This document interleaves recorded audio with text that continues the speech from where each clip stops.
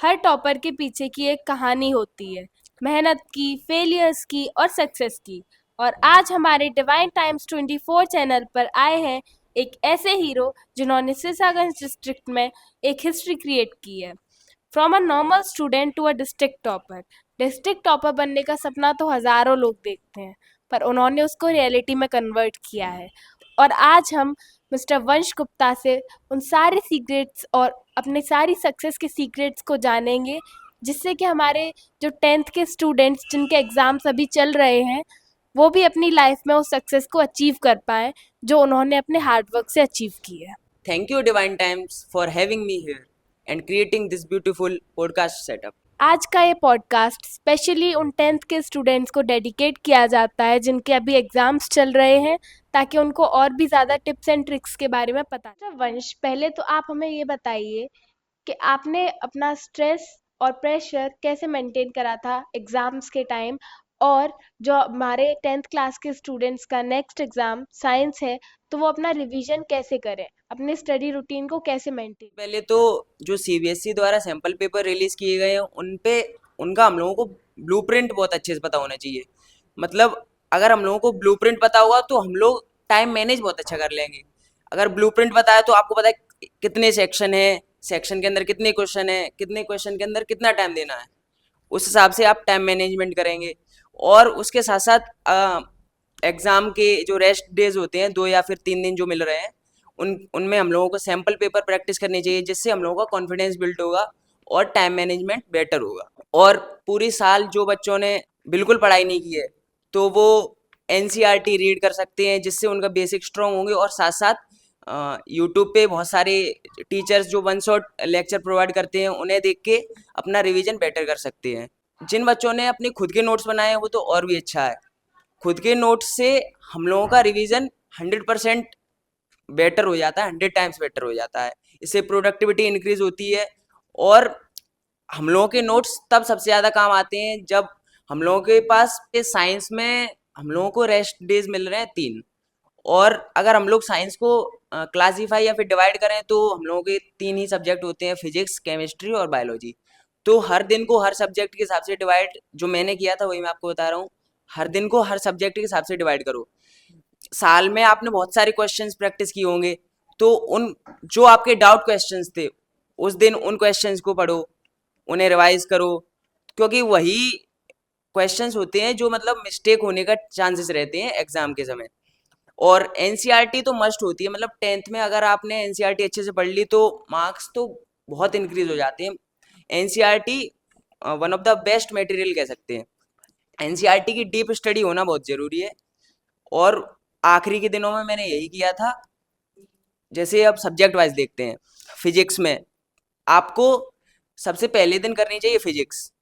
Physics में जो numericals हैं वो करो साल में, और जो डाउट वाले न्यूमेरिकल्स हैं वो करो। और फिजिक्स की अगर एनसीईआरटी ना पढ़ें, जैसे जो बच्चे जिनके पास बहुत सारा कंटेंट है पढ़ने के लिए, उन्होंने साल भर पढ़ा नहीं है, वो आखिरी के 3 दिनों में बहुत कुछ पढ़ना चाहते हैं, तो अगर फिजिक्स की एनसीईआरटी नहीं पढ़ेंगे तो कोई इतनी बड़ी बात हो नहीं जाएगी। सिर्फ उसके न्यूमेरिकल्स पे प्रैक्टिस करें। और एक बुक आती है एमटीजी, अगर आप उसकी पीवाईक्यूज कर लेंगे तो आपको बहुत हेल्प होगी, क्योंकि अभी लास्ट ईयर ऐसा ट्रेंड चल रहा है कि पीवाईक्यूज से बहुत सारा क्वेश्चंस आते हैं और आपके मार्क्स भी इससे इंक्रीज हो जाएंगे। फिर सेकंड डे हम लोगों को पढ़ना चाहिए बायोलॉजी। बायोलॉजी तो बिल्कुल ही सब्जेक्टिव होती है, उसमें कोई न्यूमेरिकल तो होता नहीं है, तो उसमें आपकी एनसीईआरटी पढ़ना तो मस्ट है, मतलब बहुत ज़्यादा जरूरी है। मतलब मैं सबसे ज़्यादा एनसीईआरटी रिकमेंड बायोलॉजी के लिए ही करूँगा। इसमें तुम्हें हर लाइन आनी चाहिए, हर लाइन। बहुत बहुत डीप लर्निंग की ज़रूरत है एनसीईआरटी बायोलॉजी के लिए। फिर उसमें जो आपको टॉपिक या फिर कॉन्सेप्ट समझ में नहीं आ रहे हो वो आप यूट्यूब पे देख सकते हैं। फिर थर्ड डे केमिस्ट्री, क्योंकि केमिस्ट्री में रिएक्शंस होती हैं, तो आप एग्जाम के अगर एक दिन पहले ही केमिस्ट्री पढ़ेंगे तो आपको ज़्यादा अच्छी याद रहेगी, तो एग्जाम में मिस्टेक होने के चांस कम रहते हैं। तो एग्जाम से जितना जल्दी हो सके उतना जल्दी केमिस्ट्री पढ़ना चाहिए। केमिस्ट्री में रिएक्शन, और उसके लिए भी बहुत अच्छी डीप लर्निंग होनी चाहिए एनसीईआरटी की। और रिएक्शन जैसे आखिरी का चैप्टर है कार्बन एंड इट्स कंपाउंड, वो काफ़ी लॉन्ग चैप्टर है। उसे हम लोगों को, अगर जो बच्चा एनसीईआरटी नहीं पढ़ पा रहा है तो मैं यही कहूँगा कि जो नोट्स हैं उन्हें अच्छे से रिवाइज करें। तो जो बिल्कुल ही मतलब जिन बच्चों ने बिल्कुल ही नहीं पढ़ा है वो मतलब आखिर में मिनिमम चीज़ क्या करें जिससे उनके मार्क्स काफ़ी इंक्रीज हो सकते हैं, वो मैं आपको बताना चाहूँगा। तो जैसे बच्चे वन शॉट देख सकते हैं, सबसे पहले वन शॉट फर्स्ट प्रायोरिटी, फिर सेकंड एनसीईआरटी रीडिंग और उसकी भी बहुत डीप लर्निंग, और थर्ड एमटीजी। ये तीन आपके एक दिन में कवर हो सकते हैं, इतने ज़्यादा क्वेश्चंस होते नहीं हैं। और अगर आप एमटीजी के पीवाईक्यू कर लेंगे जो पर चैप्टर 30 या फिर 40 होते हैं, तो आपके मार्क्स बहुत ज़्यादा इंक्रीज हो सकते हैं और एक्सीलेंट मार्क्स आ सकते हैं। पंच, इससे हमें ये पता चलता है कि एग्जाम से पहले हम एक दिन पहले रिवीजन करना सही है और उससे हमें काफ़ी प्रॉफिट्स होता है। पर आप उन बच्चों से क्या कहना चाहेंगे जो एग्जाम से 1 या 2 दिन पहले नई चीज़ें पढ़ने के लिए बैठते हैं? क्या वो सही है? क्या ऐसा करना चाहिए?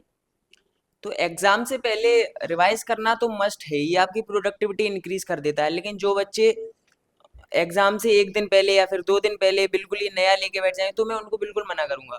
इससे आपके दिमाग में ये सब चीज़ें मैसअप होंगी और आपको जितना आता है वो भी आप एग्जाम में भूल जाओगे। तो मिस्टर वंश, जब हम एग्जाम रूम में काफ़ी बच्चे बैठते हैं तो वो क्वेश्चंस देखकर नर्वस हो जाते हैं, उन्हें समझ नहीं आता कि पहले क्या सॉल्व करें, कहाँ से रीडिंग स्टार्ट करें। तो आप ये बताइए कि जब आप अपने एग्जाम रूम में बैठे तो आपने अपने नर्वसनेस और स्ट्रेस कैसे मेंटेन करा था? और हमारे जो स्टूडेंट्स हैं जो एग्जाम देने जाएंगे उनको क्या करना चाहिए, कहाँ से रीडिंग स्टार्ट करनी चाहिए? कॉन्फिडेंस की अगर हम बात करें तो हम लोगों के मेन बोर्ड एग्जाम से पहले 2 या फिर 3-4 बार हम स्कूल प्री बोर्ड कंडक्ट करा देते हैं, जिससे हम लोगों का कॉन्फिडेंस और सिटिंग कैपेसिटी और कामनेस और ये सब चीज़ें इंक्रीज हो जाती हैं धीरे धीरे धीरे धीरे। फिर भी बोर्ड का प्रेशर तो अलग ही होता है, तो सेंटर पे जाके कुछ जैसे बहुत सारे बच्चों को एनजाइटी स्ट्रेस ये फील होता है, तो मैं ये कहूँगा कि सबसे पहले तो एक दिन पहले काफ़ी अच्छी नींद लें, 6 या फिर 7 घंटे की। और जब आप एग्ज़ाम हॉल में बैठे हैं तो एग्ज़ाम देख के एकदम डरना नहीं है। मतलब अगर आपको थोड़ा बहुत एनजाइटी फील हो रही है तो डीप ब्रीथ ले सकते हैं या फिर आप पानी पी सकते हैं, जिससे आपको रिलीफ मिलेगा। तो नर्वसनेस से मुझे एक स्टोरी याद आती है अपनी इंग्लिश बोर्ड एग्जाम की। जैसे हर बच्चे को बोर्ड का फियर होता है, पहले बोर्ड का फियर होता है। तो मतलब इंग्लिश मेरा फर्स्ट एग्जाम था। तो शुरू शुरू में तो मैंने अपने फियर और एनजाइटी को बहुत कंट्रोल करा और एग्जाम में देता रहा देता रहा देता रहा। लेकिन आखिरी का जब आध घंटा बचा और मेरे 2 पैसेज रह गए थे, जिसका मार्क्स देखे जाएं तो 20 मार्क्स के होते हैं, और हम लोगों का जो मार्क्स ऑब्टेन है उसमें बहुत बड़ा रोल प्ले करते हैं।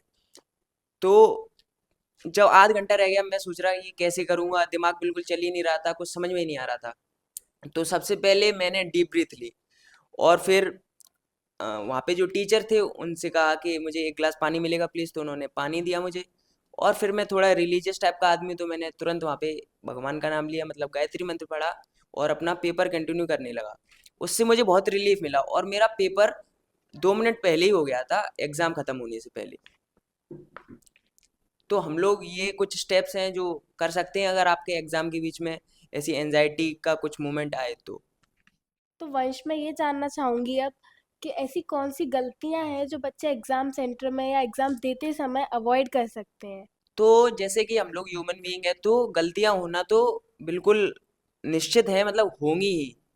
लेकिन उस पे हम लोग कैसे काबू करते हैं वो अलग, वो मेंटेन करना बहुत जरूरी रहता है। जैसे हम लोग क्वेश्चन पेपर कर रहे हैं और कोई क्वेश्चन हमें आ नहीं रहा, तो उस पे ही अगर आप जिस क्वेश्चन को आपने 3 मिनट दिए थे एग्जाम डिवाइडेशन या फिर टाइम मैनेजमेंट के समय, तो उस पे आप 10 मिनट लगाए जा रहे हो, मतलब समझ में ही नहीं आ रहा, उस पे ही लगे हो, तो ऐसे तो आपका टाइम बर्बाद होगा। उसे छोड़ के आगे बढ़ना चाहिए।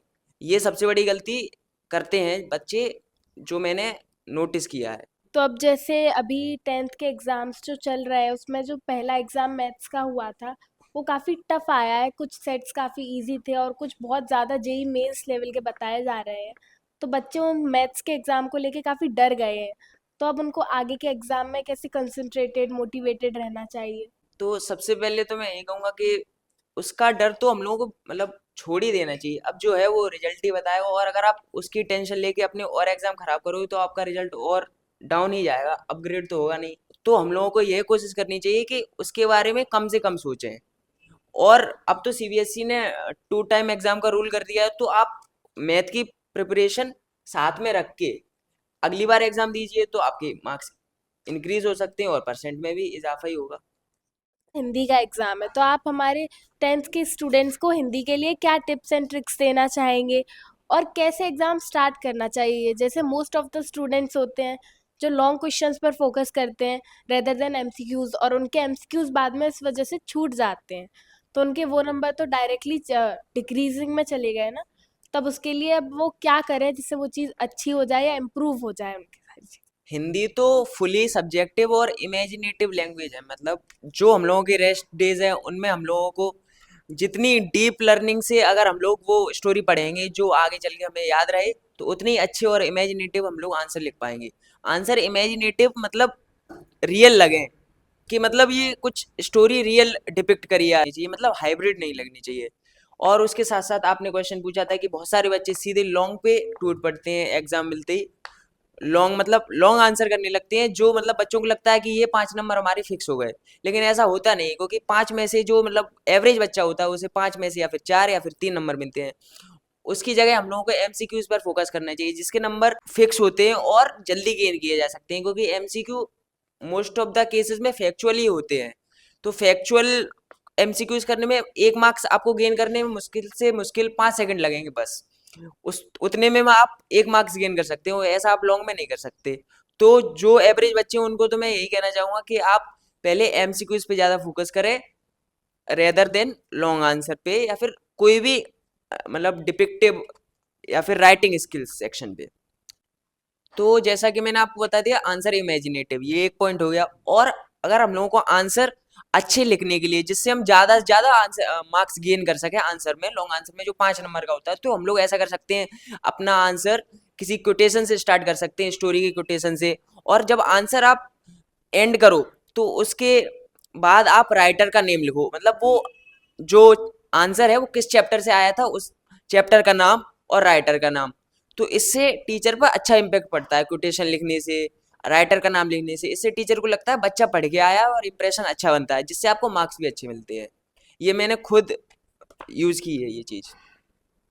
साइंस की बात हो गई, हिंदी की बात हो गई, तो हमारे 10th के स्टूडेंट्स का जो लास्ट एग्ज़ाम है एसएसटी, तो अब वंश आप उसके बारे में क्या बताना चाहेंगे? उनको कैसे सॉल्व करना चाहिए, क्या करना चाहिए?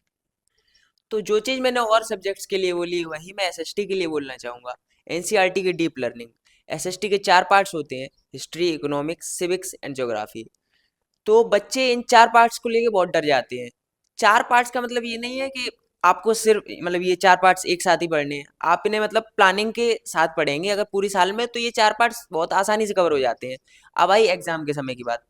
तो एग्जाम से जो आपके रेस्ट डे मिलते हैं एग्जाम में, उनमें सिर्फ आप ये एनसीईआरटी की बहुत अच्छी डीप लर्निंग कर लेंगे, जो आपने पूरे साल भर की है उसे आप अगर रिवाइज कर लेंगे आप, तो और उसके आगे मतलब उस चैप्टर की अगर आप क्वेश्चन बहुत अच्छे से प्रैक्टिस कर लेंगे, एक बार मतलब आपने एनसीईआरटी की रीडिंग कर ली बहुत अच्छे से, फिर उसकी अगर आपने क्वेश्चन प्रैक्टिस कर लिए, तो कोई बड़ी बात नहीं कि आपके 100 नंबर भी आ जाएं।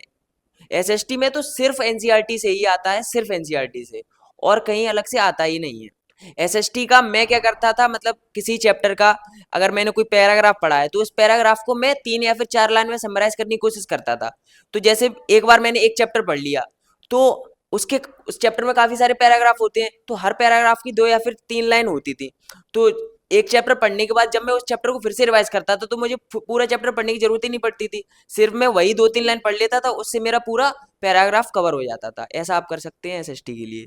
और एसएसटी के एग्जाम में मतलब आंसर आप पॉइंट्स में लिखें तो बेटर होगा, और आप पैराग्राफ में लिखते हैं तो मतलब इतना अच्छा इंप्रेशन नहीं देते हैं। पॉइंट्स में लिखना थोड़ा ज़्यादा बेटर रहता है, और प्रॉपर स्पेसिंग होनी चाहिए। हर क्वेश्चन के बाद आप लाइन ड्रॉ कर सकते हैं, जिससे अच्छा मतलब कॉपी अच्छा लुक देती है। बस यही सब है, और क्या। जैसे वंश आप खुद एक डिस्ट्रिक्ट टॉपर हैं, तो अब आप हमारे आने वाले स्टूडेंट्स के लिए क्या कहना चाहते हैं? क्या कौन सी ऐसी टिप्स एंड ट्रिक्स हैं जिनसे वो भी अपने डिस्ट्रिक्ट या अपनी सिटी में अच्छा परफॉर्म करें, अच्छे मार्क्स लाएं? क्योंकि मोस्ट ऑफ द टॉपर्स जो हमने देखे हैं वो बहुत मतलब पूरे पूरे दिन या पूरी पूरी रात 6-7 घंटे से अबव पढ़ाई करते हैं।